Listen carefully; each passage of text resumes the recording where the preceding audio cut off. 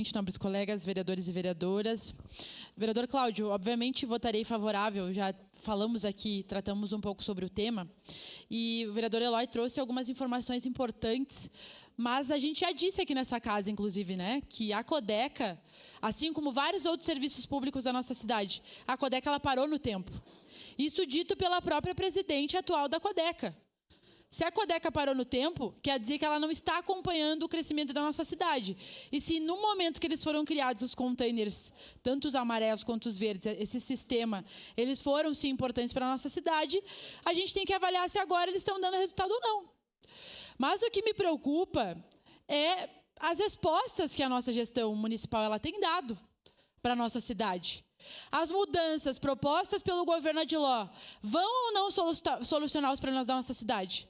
As mudanças, criação de secretário adjunto, criação da Secretaria de Gestão Urbana, criação de vários outros cargos para melhorar, em tese, a gestão municipal. Elas vão ou não vão dar os resultados que a gente precisa?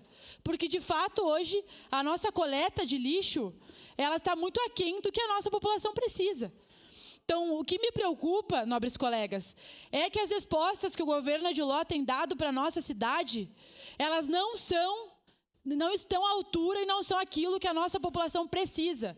E aí, agora a gente ouve novamente murmurinhos de mudanças de secretariado, de responsáveis pelas empresas, enfim, pelas instituições. Me preocupa se essas mudanças vão estar a favor daquilo que a população precisa ou não. O que me parece é que nós temos problemas, a gente apresenta problema, todo mundo concorda que o problema existe, mas a solução dada pelo governo Adiló sempre vai piorar o problema. Aí estão de brincadeira com a nossa cara, com a cara da população. Acho que é isso que nós temos que refletir, por isso que é importante que a gente aprove esse pedido de informação, assim como outros que tenham o objetivo de elucidar as informações para a nossa população. Obrigado, senhor presidente. Obrigado, vereador.